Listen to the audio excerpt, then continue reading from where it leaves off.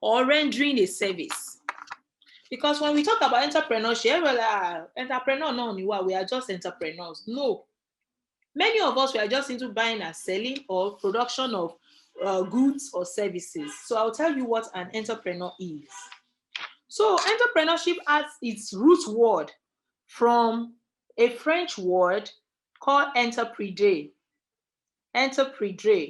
which means to undertake. So entrepreneurship is from a French word, which means to undertake or to start a thing. So, and that's why when you start a business, they call you founders. That you could be co-founder if you have a partner, or you as a founder. So it is usually used, entrepreneurship is usually used, or entrepreneur, by so many people who don't even know what it means. So today I'm going to explain to us what entrepreneurship is about. So the first person that really make a lot of noise about entrepreneurship is a professor called Professor Howard Stevenson, Professor Howard Stevenson. And he's the godfather of entrepreneurship. Godfather of entrepreneurship. He defined it as a pursuit of opportunity beyond resources under one's control. So if you are with me now and you want to do a business, or you're into a business and you don't have enough resources, so congratulations. It's normal. The ability for you to now use that resources that is not enough or not under your control to achieve results, that's what makes you that entrepreneur we're talking about. I remembered as a trained medical doctor, when we wanted to start Life Found, in fact, there are so many things that we didn't have. Many things. And above all, no business education. Babu. No business education. When we started, I just felt that, wow, I'm a medical doctor, I'm doing well as a doctor, and my business partner is an amazing surgeon. So what more could we need? That's all we needed now. Is it not healthcare we want to do? When they bring their sick body, when we treat them or we do surgery, they will just be fine. Our money will just be rushing inside. Hey, my sister, my brother. It was not like that too. Hey. Because when you start a business, it's much more than that thing you are passionate about. Please listen to me again. When you want to start a business, for those of you who want to start now, or those of you who have started, there's something you are passionate about. Oh, I want everybody taking blood in the hospital to have the best kind of blood to use, no disease, everything perfect. That is your passion. Good. My passion was to take care of the human body. Good. Your passion is to ensure that, all the children around, they can read. Or mothers have good places to keep their children. Great. Congratulations. So we all have that passion. But by the time you start doing those things, other things will be creeping in. One of the things that will creep in is employees. Because you discover you cannot achieve it on your own. You start employing people. Then the trouble will come. Number one, you're like, how do they even put vacancy out? How do they get people to employ? Who will come? How will they? Hey, I don't have much money. So what will I do? So many things will start creeping in. So many things will start creeping in. And you'll just be like, oh, I'm passionate about my passion, but I did not budget for this one. Which one is this one? And those things are very important because they can mar your business or they can make your business. And in this program, by the grace of God, I'm going to hold your hand and teach you how to hire the right kind of people, how to control and manage them, to control the environment in your workspace so that you can have peace of mind. Many people have businesses, but they don't have peace. I'm not one of them. I was there before, but I relocated. I relocated my domain to street of peace of mind. So if you are still living on that street where you don't have peace of mind, please come and join us on this street too. And it's good that you are already here. So you will get to that place where you can have peace of mind. I'll teach you what to do, how to go about your processes, your policies. As you start your business, so many things will start creeping in. Then when you put your signboard, the tax people will come to you. Good afternoon, ma. Oh, good afternoon, sir. We are from so place. We want to come and check your tax. And you're like, is this what I bargained for? Before you know it, your customers, they are saying that, oh, we like what you're doing, but there are some things we just feel you should work on. You are having issues with customer. Before you know it, another thing is creeping in one after the other. And you are like, okay, I'm passionate about my business, but I did not bargain for all these things. What is this? Before you know, you have to register your business. Because if you don't register your business, you don't know, you can't do some level of dealings with some people. Some people don't even take you serious. You can't even get some benefits. You can't even get some things. So that's another challenge. So many things will start crippling in. Market, you discover that you have some beautiful products, but people are not buying. You have to now learn how to market. So those are the things we are going to touch in this program. So I'm just mentioning them as I'm trying to explain basics of entrepreneurship, okay? Then another thing is to look for more money. Sometimes you need more money, sources of funding. We'll talk about that. Then you want to start a business. You need a plan. Just like you want to build a house, you need a plan. You can't be telling bricklayer, oh, face this side, build it like this, face that side. They're like, what exactly are we doing? So you need a plan, and we'll talk about business plans. So there are a lot of things we'll talk about. But the truth is that 4 weeks will not be enough because we have other things we are doing, but we'll do justice. Whatever we take, be sure that you know that one. Whichever is remaining, then maybe you read it up or you join another program. Let's see how it goes. Another thing is bookkeeping. That is where many of us, including me, I failed in bookkeeping. In fact, if there's a reason why I sought after business management knowledge, it's because of bookkeeping. Let me tell you my story. The first time I called an auditor, mind you, when you run a business, you must get external eye to look at what you're doing. So some of you are like, is it not my business? Is it not my money? They will not know that I made 500 million. They will not. Yes, business is not a secret society. It's not a secret thing. There are many people that are interested in your business that will want to know, and they have the right to know. So you have to learn how to keep your book well. So back to my story. So I called an external auditor. Oh, come and audit our business. So I said, okay, madam, bring your books. So I brought all the books, the hardcover notes. I brought the bank statement and everything. It was very high like this. In fact, almost not easy to carry. So I got to the meeting and I put it on the table. Only for the guy to just check the thing front and back everywhere. And then our bank statement was not that bulky. He just picked the bank statement. That one was just very small like this. He just picked it up. He said, madam, the only thing that is useful in all the things you brought to me is this your bank statement. I was like, how can it be? What of all these other books and things I brought? He said, it's only this bank statement though. That's the only thing. He said the other things, I cannot use it because you did not keep your record the right way. If you buy paracetamol, maybe 2,000 naira, you write it line 1, paracetamol 2,000 naira. The next time, maybe that was when we just started. This story when we just started years back, and our business is almost 10 years now. When you buy petrol, maybe it's 2,000 naira fuel, you just write the next line after paracetamol 2,000 naira, fuel 2,000 naira, the next line, as in everything was just like adding bread, gari, beans, rice. It was a mess. And the guy just shoved all the books back to me. That day I was embarrassed.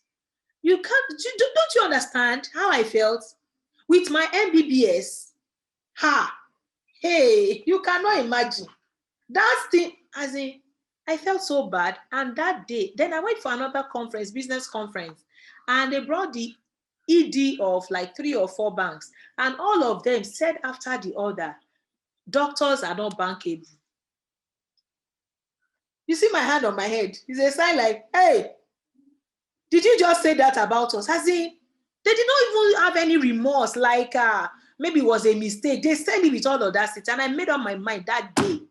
Everything that needs to be learned about business, I'm going to learn it. I will not be one of those doctors that are not bankable, one of those doctors that they will talk trash about. When they are calling people that matter in business world, they will call me. I made up my mind. So I hope you are making up your mind too, that in that sector you're about to enter, in that sector you are in already, that they are going to,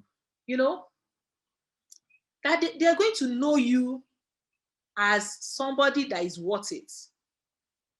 So I'm happy for you if you have not started your business or you are in the early phase and you are listening to me, because the mistakes I make, you will not make them.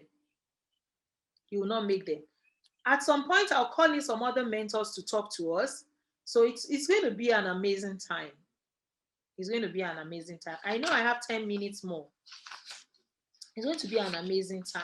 Okay? All right. So that was how that man just shoved the whole thing to me. I was not like, really? You meant that all these things I did not write? I was opening the book like, really? These books are so many, or you did not look at it very well. Look at it now. Please. The man said, ma'am, it's only the bank statement that makes sense. And that takes me to this. If you want to start a business, please have a dedicated bank account for your business. One. Then another advice is this. I hope you are writing out what you will do, what you will not do. And sometimes we start business before registering our business. If you don't register your business, you cannot have a bank account. So if you know you have not registered your business, but you have started some aspect of it, it could be your own personal account, but dedicate it for the business, solely for the business. Don't use it for any personal thing. Then another advice I also give people is that either for your registered bank account or the one you dedicate to the business, make sure you don't have instruments on it that can easily withdraw money. You see my smile, you see my grin, you see it. You know I'm smiling because it's so easy to spend money, especially when you have the ATM card of that account with you, or it has an online transfer. In fact, I will advise you at the early phase, don't use those online transfer.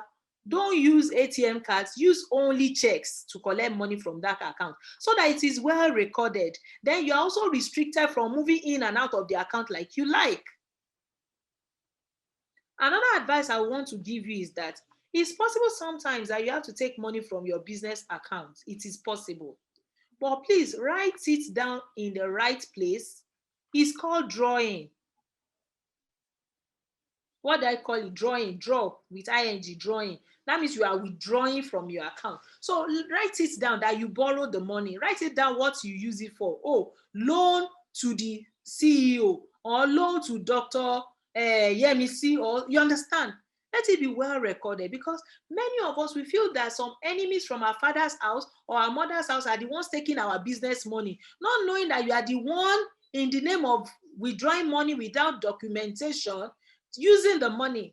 So that at the end of the day, you know how much money that you have borrowed from the company.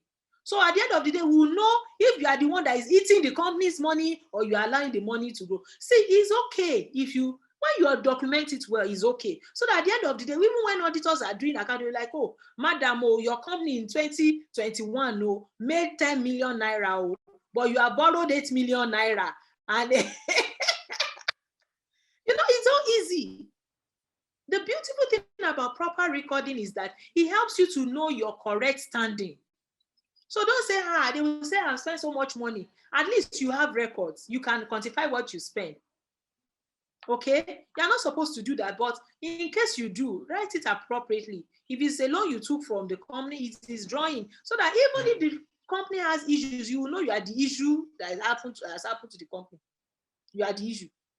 So when somebody is praying, enemy of this Mrs. Something company, fall down and die, you say, don't worry, God has answered the prayer. Because I'm the one that is attacking this company by myself. So that you not pray against me. Don't worry, God has answered the prayer. So you need to be sure what you're doing, okay?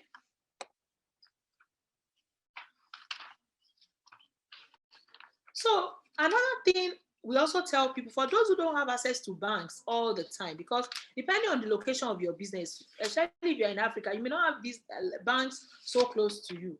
You may use something called envelope accounting. What do I call it? Envelope accounting. Have an envelope where you keep money. maybe all your sales, put in an envelope. So on that envelope, it could be a big envelope, a small one. If you take money out of that envelope, write it down. Okay, I gave them 200 naira to buy pen. Write it on that envelope. The reason being that the faintest pen is smarter and records better than the brightest brain. You will forget. Okay, this morning I was doing an account of my own personal account, and I was like, there's this 650,000 naira in this account. So where is the money? I wanted to, I was just wondering. So I have to go back to the records. I made an investment of so million naira. I added that money to it. I said, okay, so the money that is in this place is the one that I'm supposed to bring here. You can imagine if I had not written it down, or it's not well documented, I will start feeling that, hey, I hope it's not one spirit of Agbana that has entered my body. We Africans, we have a way of thinking fast. So many times, it's because you lack record. That's why you are having issues. It's not because of anything. It's not because the devil has come to spend your money. No devil is coming near you this year. Especially that you are even connected to me. Do you get it? So recording is very, very, very important. It's very, very, very important. And definitely, that when you record, it gives you that peace of mind. And when you have that peace of mind, you will know how to organize and how to move forward. So I was trying to talk to us about what entrepreneurship means. So entrepreneurship is the introduction of the right systems into that you're buying and selling, or rendering of services. You put the right structures, the right systems, the right policies into it. That's when you can say you are an entrepreneur.